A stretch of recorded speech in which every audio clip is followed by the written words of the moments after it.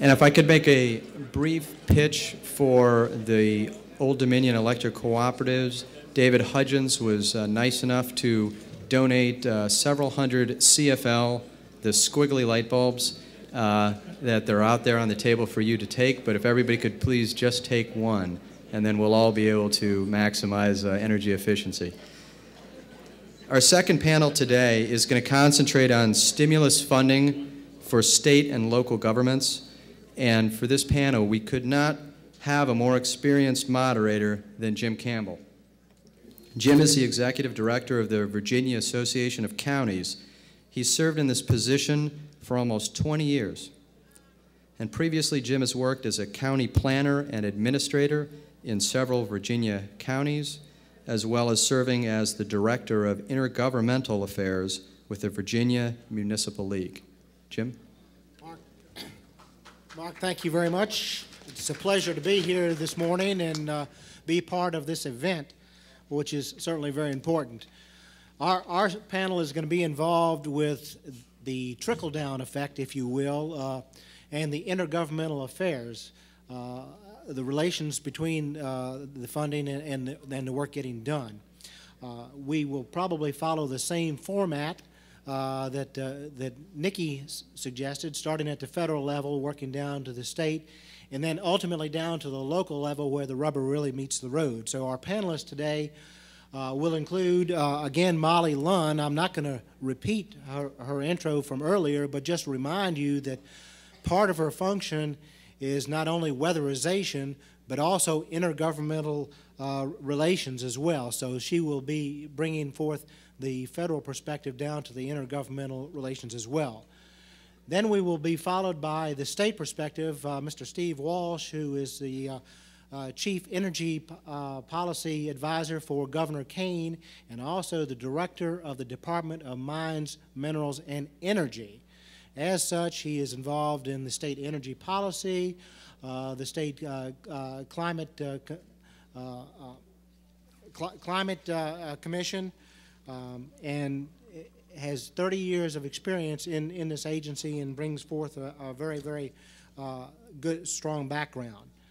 Following him, we'll get down to the local level, and we will hear from Cynthia Adams, who is, for the city of Charlottesville, the Climate Protection Program Coordinator.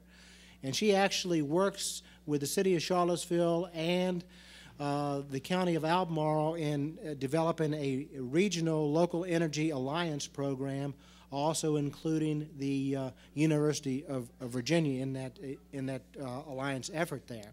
So she will be the one that actually brings it down to the people. Finally, we're going to wrap it up, and I checked with this protocol ahead of time with State Senator Frank Wagner, State Senator from the 7th Senatorial District in Virginia Beach. Frank is probably best known for his visionary Virginia Energy Plan, legislation that passed the 2006 Virginia General Assembly session. This legislation directs the Commonwealth to create a comprehensive plan for the development of energy resources, including coal, oil, natural gas, wind, solar, tide, current, geothermal, nuclear, and alternative fields. And he's going to bring some of the vision of energy in the future from the state's legislative perspective. So now we will start hearing not only from the different levels of government and the fact that their facilities and operations are huge consumers of electricity, but they are also the medium to which we reach the citizens as well. So Molly, if you'll start us off, please. Sure. Thanks, Jim.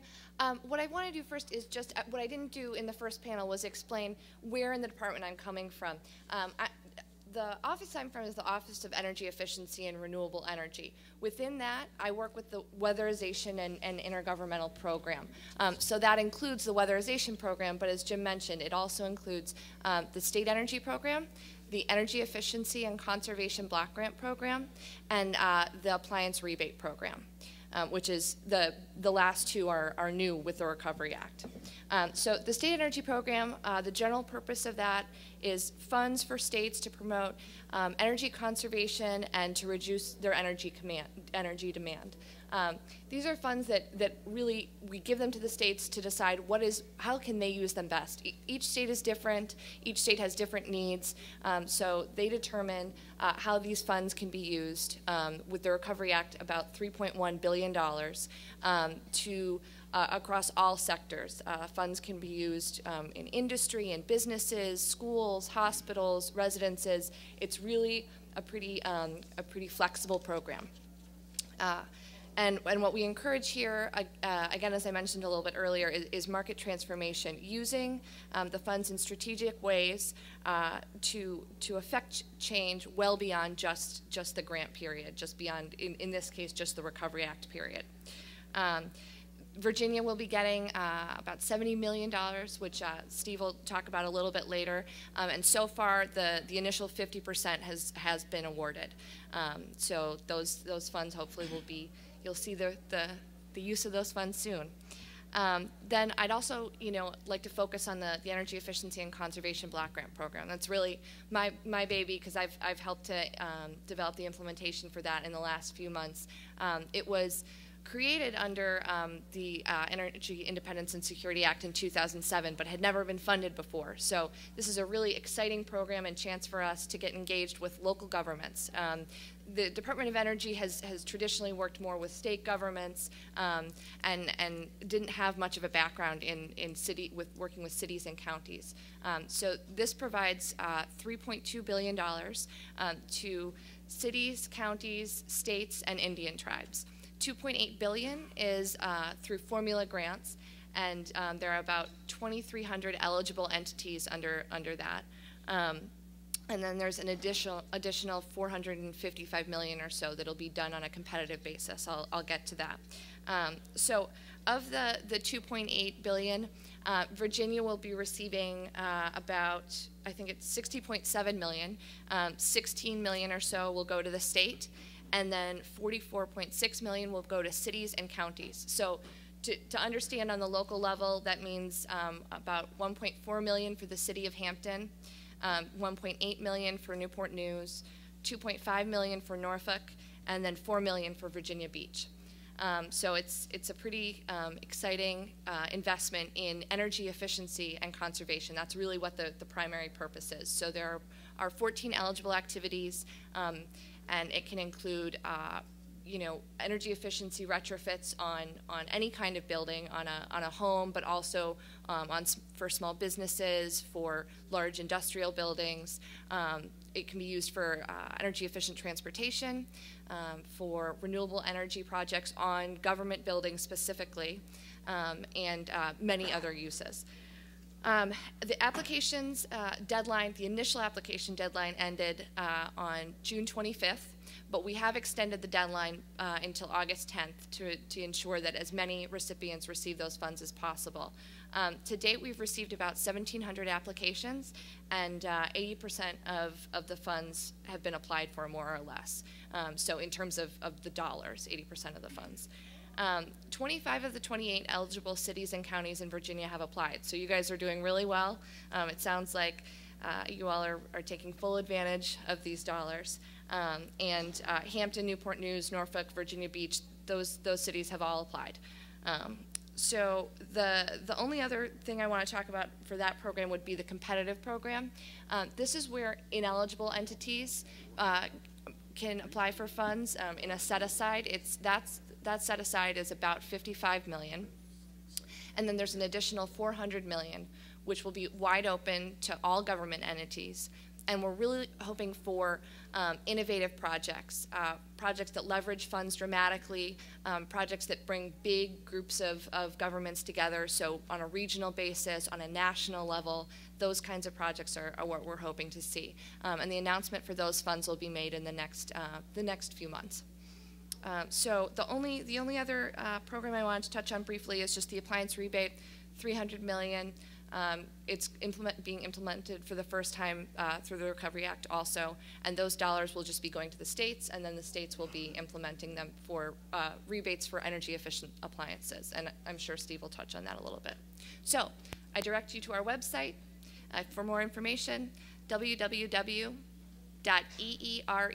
energy efficiency, renewable energy, .energy.gov/recovery. And you can get to all of these programs and the many other Recovery Act related programs that we have going on right now.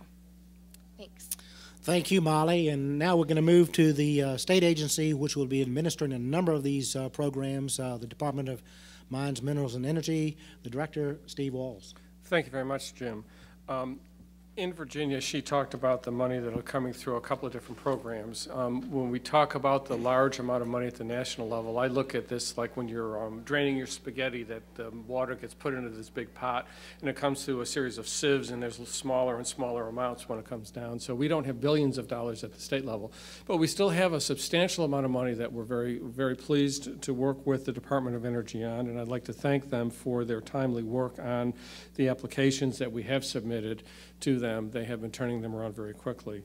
And so we're pleased to be here to be able to address this, and thank Senator Warner and Dr. Harvey also for hosting us to get this information out. Within Virginia, we have about $75 million that will be available statewide for programs regarding energy efficiency and renewable energy through the state energy program. That's, we will be spending that in the following broad areas. $15 million will be available for rebates to residential and commercial consumers in the Commonwealth for energy efficiency activities and programs. 20% of the cost up to a cap per person will be available. That application process will be handled through the Department of Mines, Minerals, and Energy and will be announced on the stimulus.virginia.gov website when we're ready to go with that. There will also be a rebate program at $15 million for renewable energy systems, solar, photovoltaic or electric systems, solar, hot water systems, and small wind systems for residential and commercial consumers. Again, that's a rebate program that will be run through DMME. We will take $10 million and make them available to localities around the state to do renewable energy projects on their own facilities. So they will be looking out to the renewable energy businesses in the Commonwealth to be able to do the installations for them. And so this is something to grow the marketplace for the renewable energy and energy efficiency businesses in Virginia. We will similarly be taking $13 million and doing renewable energy projects on state facilities. So we will be looking to partner with businesses, and we'll look at some new ways of doing business that we haven't done before, such as signing a power purchase agreement and allowing things to be bring in some of the tax benefits that can come with investments in renewable energy facilities into the state government world that we otherwise can't do. So to the extent of you who are out there in these types of businesses, we will be looking to partner with you on these types of projects as we're moving ahead. We will also be looking at putting $10 million into supporting projects that will take our waste or biomass materials and generating renewable energy out of those. There's many projects out there that are close to becoming financially viable, and we think if we can put some money into it and leverage other monies to make those projects work and bring them on the ground more quickly. We're looking at projects that will have energy savings or renewable energy development that will have jobs on the ground quickly, that will be done timely, and that will be successful. And so those will be many of the parameters that we'll be using in ranking these programs as they're applied to us. We'll also put $10 million into trying to grow green energy businesses in Virginia, $5 million into clean energy business incentives so that as companies are coming here and can expand the numbers of jobs or create new jobs with new businesses in Virginia, we'll be working with the Virginia Economic Development Partnership and local economic development entities in the cities and counties around the Commonwealth to identify the companies that are looking to locate or expand in Virginia in the energy field. And then we'll take $5 million to look at commercialization of new energy technologies. The president mentioned at Hampton University they have the center here and developing different technologies on energy efficiency and renewables.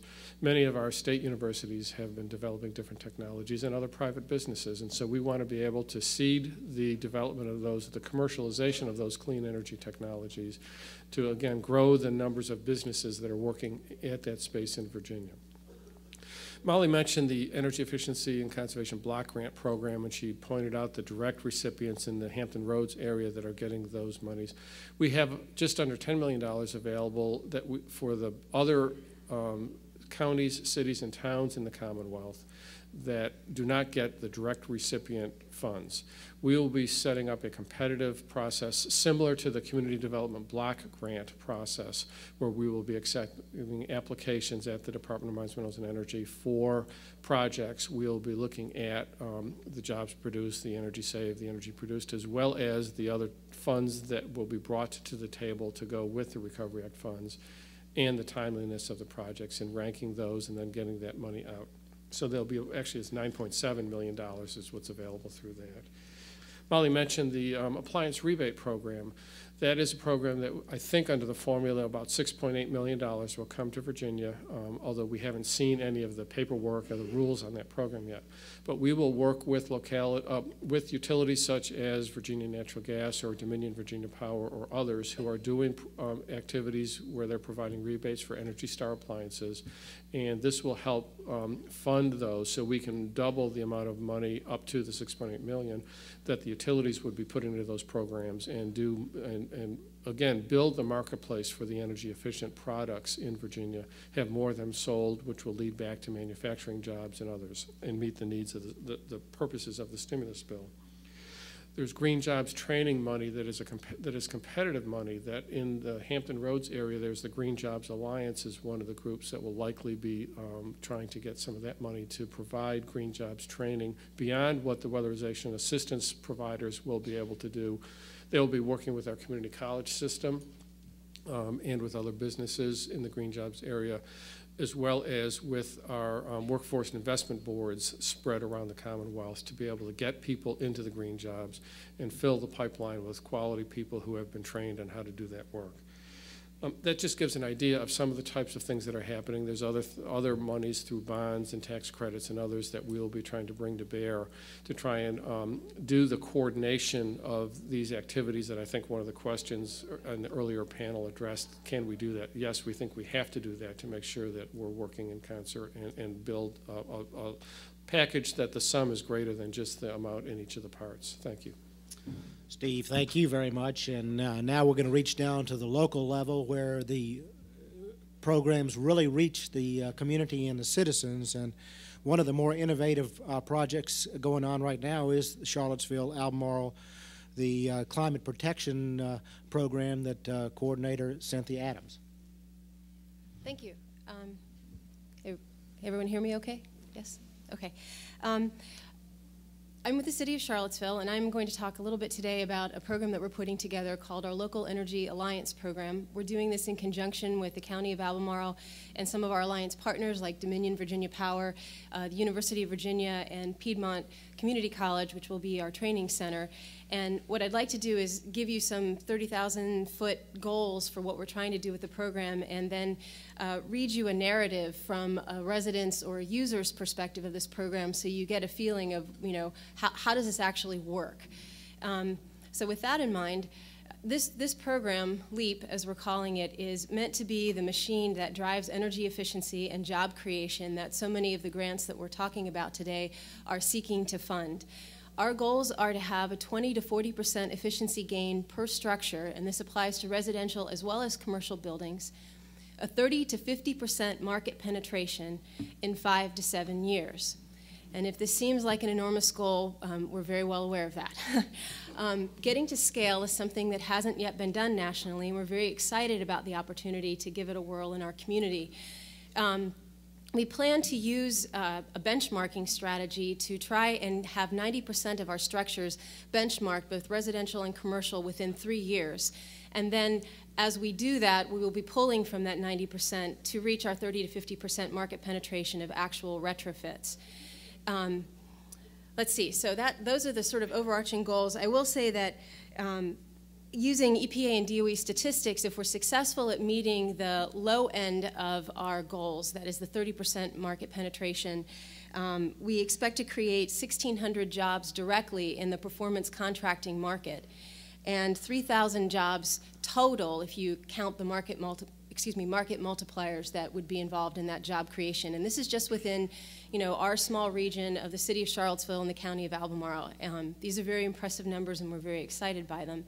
I will also say that we're looking at a payback period for the retrofits of 7 to 9 years, and after that point, we're looking at $40 million that normally would be going into the utility companies and other areas, actually staying in our citizens' pockets and staying in our community and being spent in our community. So they're big numbers when you get to scale, but that's what makes them so compelling. So with that, I'm going to move to the story of Jane. Jane is a city resident, and I'm going to speak for her. I am a Dominion customer, and when I opened my monthly electric bill, it said that my energy use was way above average compared to other homeowners who live in similar structures and have a similar heating system. So I wondered, what do I do about that? Also on my bill was information on a local program, LEAP, endorsed by the government, which can help me get a comprehensive home energy audit to figure out why my energy use is so much higher than my neighbors.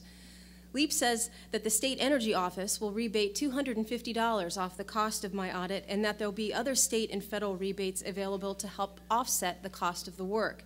So I call them, and I learned from Eric, the guy at LEAP, that the program I would use is called Home Performance with Energy Star. LEAP qualifies contractors who want to participate in this program, and it has nationally recognized standards and certifications required for all the contractors who work in it. Over 20% of all jobs performed are third-party tested for quality of services and accuracy of testing. Now, I know the Energy Star brand label, and the quality assurance part makes me feel less like I'm going to get ripped off in this process. Eric has had an audit done on his home, too. He walked me through it over the phone, and I have to say it sounds interesting. I live in a home built in 1953.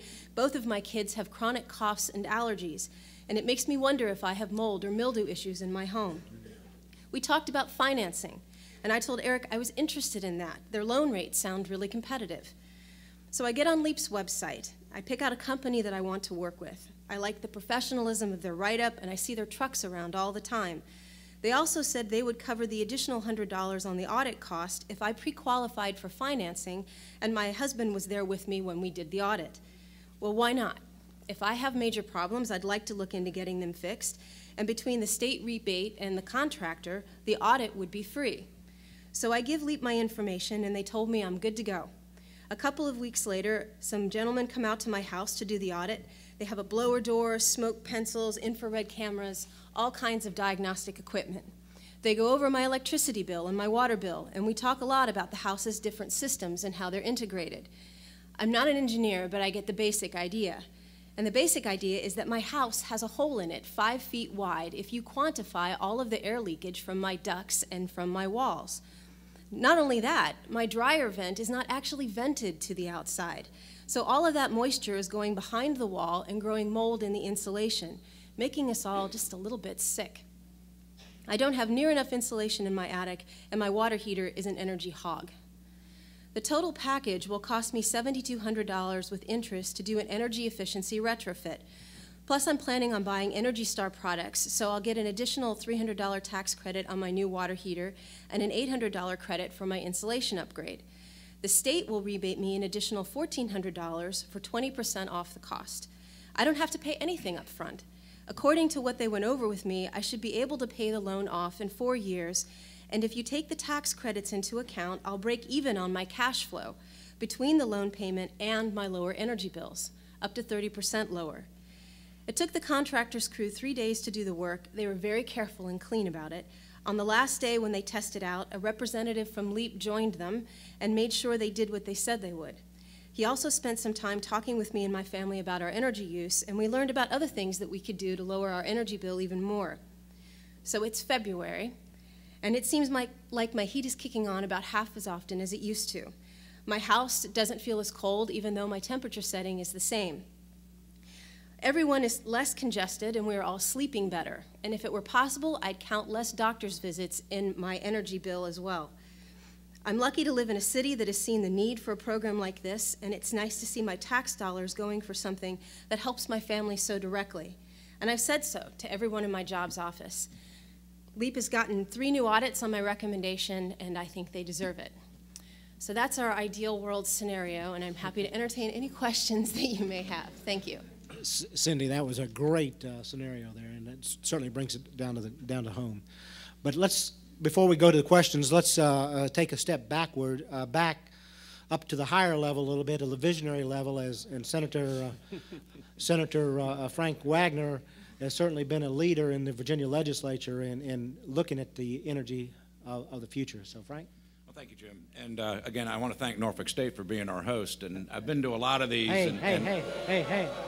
Hampton University also. I just wanted to see if the crowd was awake because I went to the same, very similar at Norfolk State and a lot of other universities around. And when I hear the president, Dr. Harvey, get up and say, you know, we are serious and we are committed, and I hear this over and over and over again at different places, the first thing I do is look up at the ceiling and look at the lights. And I encourage you all to look up at the ceilings and look at the lights. And I come to the conclusion Dr. Harvey and Hampton University are very serious about it because they're all fluorescent lights. And you'd be surprised how many places I go to say we're very serious, and I look up and see incandescent lights. And so, you know, I know they're on the right track and they're moving forward. And again, I want to thank Senator Warner for showing the leadership to put this together. And briefly to go back and give a quick summary, back in 2005, we were drafting the Comprehensive Energy Plan for Virginia. We were commenting earlier, if we had this same meeting, we might be lucky to grab 3 or 4 people to come to a similar seminar, and walk in here to see 500 people will tell you just how important this issue's become, and you should be proud to be in Virginia because we were the first state to put together a comprehensive energy plan and have a chance to present that all around the country as a model that other states may want to consider to move forward, and it is a broad-based plan. We don't leave any stone unturned. It's heavy in conservation measures. It talks to nuclear, it talks to fossil fuels, it talks to renewable energy, and it also talks to one of the things that Senator Warner did bring up, which is the importance of a vibrant research and development community as a basis and keystone for economic development. And here at Hampton University, and again with the Virginia Coastal Energy Research Consortium that was written into the energy plan, we have an opportunity here geographically. Hampton Roads is located in a perfect position to be able to take advantage of all the potential opportunities that rest in the ocean and the ocean environment to produce renewable energy and sustainable. I want to kind of briefly go through because as Senator Warner mentioned earlier, he talked about a silver bullet, and indeed it actually is more like a silver shotgun shell, I like to think of it as. Every one of those pellets in that shell is just as important as the next. Conservation certainly being a very large pellet in there that we can realize substantial gains as we move forward with. I'm glad to see that so much of the money, the focus in the stimulus package is going towards conservation efforts and ways to use our energy more efficiently. It's an area that we waste a tremendous amount of energy, and the cost and the political consequences and the balance of trade and all the issues that go into having to import as much energy as we do. We need to certainly look at that and emphasize that particular area and move forward. And a large part of that is educating the public. I'm afraid a lot of folks just don't understand or get it and how easy it is to fix so much of the problems they have around their home. And I know some of our utilities have taken leadership roles in trying to educate the public. It's an area that we need to continue to push forward with. It's an area I believe some of the stimulus money does go forward in terms of trying to help educate the public to hope that they take the bull by the horns using their own resources to be able to expand the conservation efforts. We talk about fossil fuel in there, and I know that's a difficult subject, and many in this room would like to see all that stop, but the reality of it is that fossil fuel is and will continue to be an important part of our energy mix. The question I think we need to ask ourselves as policymakers as we move forward is, do we continue to buy at the same time excluding our own sources of fossil energy? Do we continue to send those dollars off our coast, albeit some countries are very much friendly towards us, but many are our adversaries? Or do we expand our own and use that energy and those that we have available here in form of fossil fuel as we transition from this fossil economy that we're in now to an economy that we look forward to in the future that I think will be just as dramatic as the day the Naval Academy where I went to gave us the opportunity to use a handheld calculator, and that was in the 70s, to the computer age that nobody could have envisioned today. And I see that same opportunity in energy that we see today, but we're going to have to come up with a logical plan to sustain ourselves as we transition from one to the other. At the same time, I see a very, very precarious economic picture in this country. It's the likes of which I don't think any of us have seen in our lifetime. That certainly I would talk to my mother about as she witnessed much of it as she was growing up, and I'm very, very concerned. I think that's all the more reason to go visit some of our own fossil energy resources as a means to put Americans back to work to sustain that. And I would also open up the opportunity to say that while we talk about these great programs that are here, understand that today that is a one-time expenditure. It's not going to be a sustainable type of effort that this government can make, but it could be. It could be if we choose to open up our own fossil resources, not to expand the use of fossil energy in this country, but to replace that we import with that we can produce ourselves. Take that royalty money that's available from those resources, much of it on federal and state land, and use those funds to continue to sustain these programs, as well as continue to sustain the research and development necessary to transition this economy and to provide some of the economic stimulus that moves forward. One of the areas I want to briefly talk about, because we talk about opportunities, and again, these folks up here with the executive agency, they're responsible for carrying out the madness that we create as a legislature and move forward with it. And so I think it's up to the legislatures around at the federal and state and local levels to determine, to set that, if you will, field and fertilize it to create the environment that business opportunities can grow. And one of the areas that we can make a significant and dramatic renewable energy impact into is wind. We have significantly large wind resources off the coast of Virginia, the likes of which very, very few other states in this country have. There are estimates that we can produce up to 20% of our electricity, and there's very sustainable winds, class 5 and 6 winds, the best we'll find anywhere.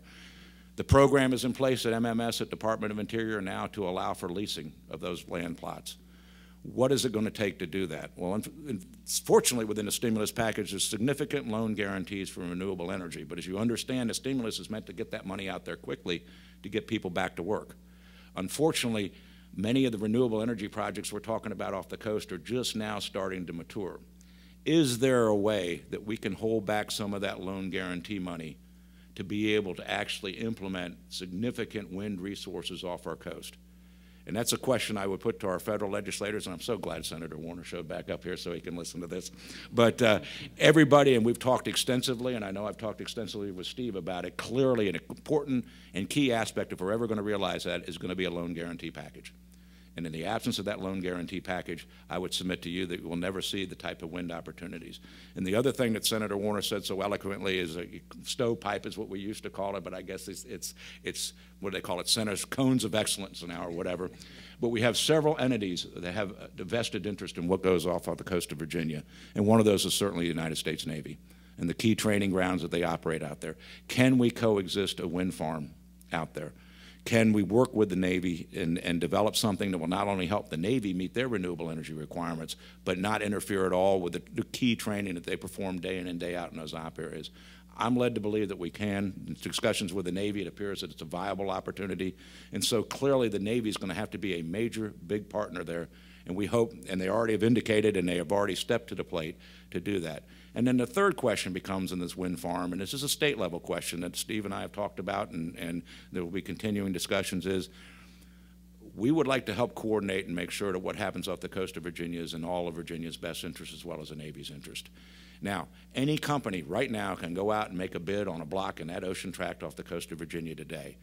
But I am of the feeling, and I hope that it gets across, that perhaps the Commonwealth of Virginia ought to make that application for those areas that we can work with the Navy on, and that the Commonwealth of Virginia can coordinate and help ensure that the Navy's at the table as a huge partner, as a controlling partner, if you will, and that we can coordinate those many entrepreneurial firms that want to join us to be able to develop that wind farm. We want to see a logical build-out that'll sustain real jobs.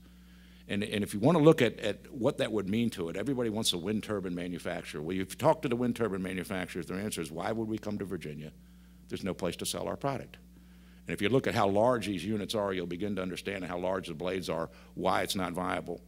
Well, if we create that field of dreams, if we create that off the coast of Virginia, I think we have the opportunity to bring in those long-term sustainable green jobs, both in manufacturing as well as installation, as well as long-term maintenance of these types of facilities.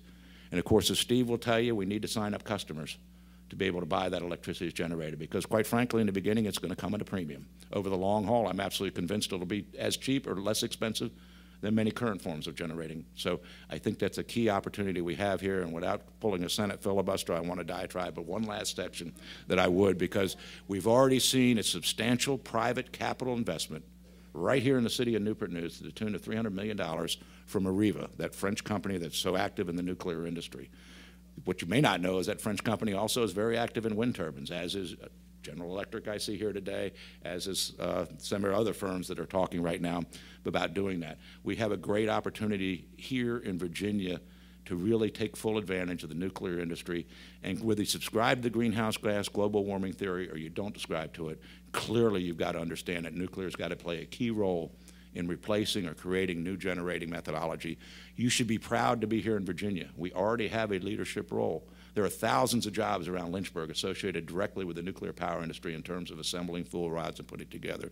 We operate 4 nuclear reactors safely here under Dominion's auspices, and with the potential to have a 5th nuclear reactor added here. You have a nuclear, Areva, putting a $300 million facility to build the key components that go into these reactors in anticipation of a growth in that.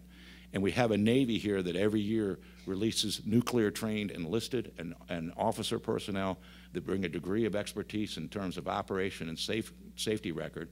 And oh, by the way, within 10 miles of here, well, actually within 5 miles of here, you have, let's see, I saw 3 carriers. That would put 6 nuclear reactors, and I didn't have an opportunity to count submarines, but you probably have 12 reactors right here within 5 miles right here being operated even today to provide that. And so when I talk about that silver shotgun shell, it's got to look at fossil fuel, use it wisely as a replacement for that we import. Let's put Americans back to work producing American energy for American industry and American homeowners. That's the goal of the Virginia Energy Plan, and we hope that will be the goal of a comprehensive plan once it finally comes out of Washington to take those key methods and move forward with. And so with that, I think we're ready for questions. Senator Wagner, thank you for your controlled enthusiasm and vision.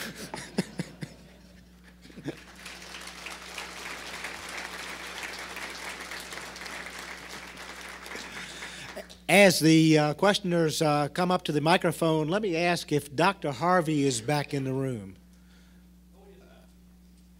Is he? No, he is not. Okay. He wanted to have another commercial here, but if he's not available. So the first question, yes, sir. Hi, it's Chris Bachman from James Madison University. And Mr. Wagner, thank you for a very comprehensive overview of the resources that we have in Virginia.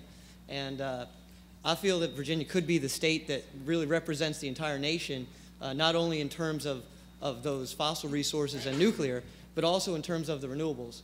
Our state has the coastlines with the wind that you mentioned. We have wind resource in the mountains in the western part of the state. We've got the urban areas. We've got the rural areas. We've got agriculture. We've got everything that this great country has right here in the state of Virginia. And in terms of becoming a leader for the nation in terms of renewable energy, this question is for Steve. You've got a real nice layout of where that money is intended to go. And there's a lot of people in this room right now that have ideas that they want to bring to fruition. What do they need to do to prepare themselves for these applications? What information specifically do they need to gather now so that they are prepared to submit applications to you that will be as comprehensive as what Cynthia has put together in Charlottesville, which is extremely impressive, Cynthia. Outstanding job there. What do these people here need to do that have some ideas? They've got a few steps going. What do they have to get together to put together a nice comprehensive package to present to you? Well, thank you for the question. Clearly, a lot of people have already put the thought into it. I think I have over $15 billion worth of requests on my desk today for these funds.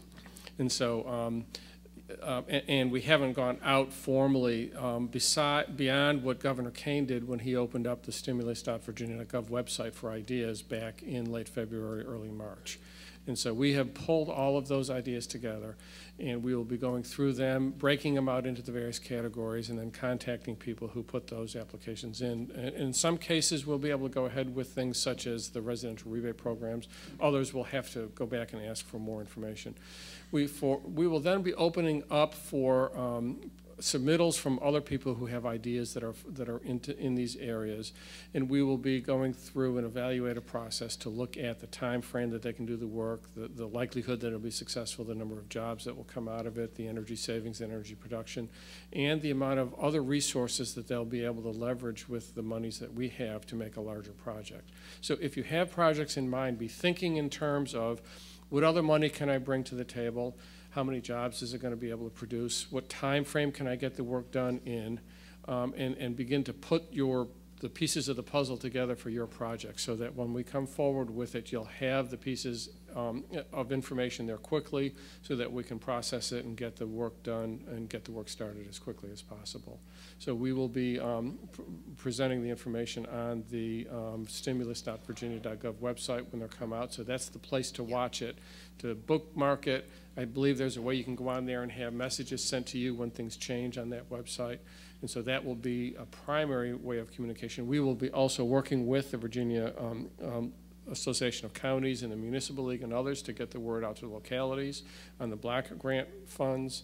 And we will be doing efforts like this and making other press to try and ask the press to be partners to get the information out to citizens in Virginia about that. Thank you, Steve. Let me remind everybody here, we have approximately 500 folks here in person here at Hampton University, but we also have several hundred folks participating in this summit via webcast on their computers back at home. And we invite you to participate by asking questions. Email to Senator Warner's office right now. They're prepared to receive the questions, particularly for this panel and the next panel as well. We've already received one question from our participants out in Fairfax, and it goes, towns like Reston would like to build recreational facilities or community centers that are incorporate innovative renewable energy solutions for heating, air conditioning, electrical power, etc. Question for Molly is, would this type of project qualify for the stimulus funding? Thank you. I guess the first thing I just want to reiterate is that in terms of the block grant program, renewable energy technologies are limited to installations on or in government and municipal facilities. So this does sound like it might be eligible. However, I also want to emphasize that it's really the incremental cost. So if you're building a new facility, that's great, but the funds can only be used towards those costs that go towards the renewable energy technologies, or we would also encourage you to consider pairing the renewable energy technologies with perhaps some energy efficiency measures as you're building the building, you know, energy efficient appliances and so on. Thank you, Molly. Now I'm going to go to the second microphone in the back there. Ben Zucker, I'm a professor of marine environmental science here at Hampton University. My question is to Senator Wagner. You were kind of confused. This is not Norfolk State, and nuclear energy is not sustainable. I want to know what you plan on doing with all the nuclear waste that will be generated from your nuclear vision, and what do you plan on doing with the nuclear plants that have an operating life of around 60 years? Is this a legacy that you really want to leave for future Virginians? Ben, let me just say this. And is the microphone on? Yes. Okay. Let me just say this. First of all, I understand what you're saying, but I also want to reemphasize that what Arriva's done, or what France has done, and a technology that we chose to walk away from was the ability to reprocess or reutilize those what we call spent rods when they come out of the reactor. Some 80% of the potential energy in those rods still remain in those rods. And we actually made the technology practical to re-energize those rods and reuse them in the plants. The decision was made not to do that because, quite frankly, there's a byproduct of plutonium that we didn't want to see proliferate that otherwise is part of the process. Right now, we're the repository for every piece of plutonium that we can find around the world, trying to keep it out of the hands of those that would misuse that particular plutonium for other reasons. And I would submit to you that an additional quantity of that we currently store that would be generated from this could be safely stored. Hence, we would not have the nuclear waste problem. I look at those spent rods that some would call waste, and I look at that as an opportunity. I look at that as potential to be reused in these reactors over and over and over again, and for that potential purpose. And I will also submit to you that it is a non-greenhouse gas producing, non-carbon producing product. There is no perfect solution when we make energy. You may submit that wind and solar might be the perfect engine, and certainly it is very, very clean, but it comes with its own drawbacks too. like when the sun doesn't shine or the wind doesn't blow. And in this country, or in any country, to have a non-sustainable electric source that when everyone relies on a continuous electric source, I don't believe to be a practical solution. Is there a solution out there? Can fusion be made practical? We've been working on it for 20 or 30 years now, nuclear fusion. In fact, Jefferson Lab right up here in Newport News is one of the leaders in research and development. Not yet, but as we look to transition from that, and we recognize that carbon output into the atmosphere is not one of those things, I think we have to take, if you will, the low-hanging fruit of technology that's proved itself to be practical, that's proved itself to be workable, that does not produce greenhouse gases, and move forward with that. I would also submit to you that at a time when we're sitting here looking at 10% unemployment with not a very large picture, that perhaps it's time to revisit and look at some of those things as a practical matter to put Americans back to work. And so while we may agree or disagree on those particular issues, I'm extremely worried about the economy. Does that mean we make decisions bad for the environment? I would submit no, and I would submit that we would continue to do this and support the expansion of this. It's creating jobs today. It will continue to create jobs, very, very high-paying jobs. It will sustain those jobs as we move forward. Not saying that wind won't create jobs also. It will.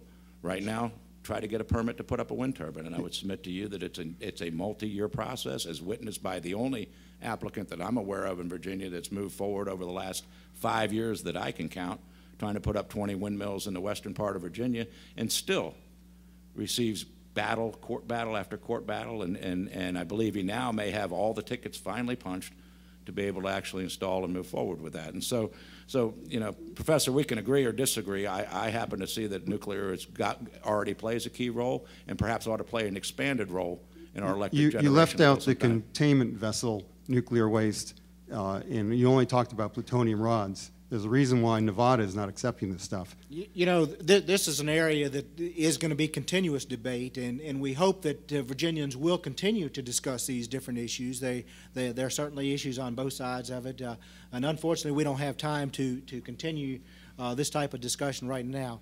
As a matter of fact, I don't even have time for one more question because of the time constraints on the thing. Let's take a quick 5-minute break before the next panel.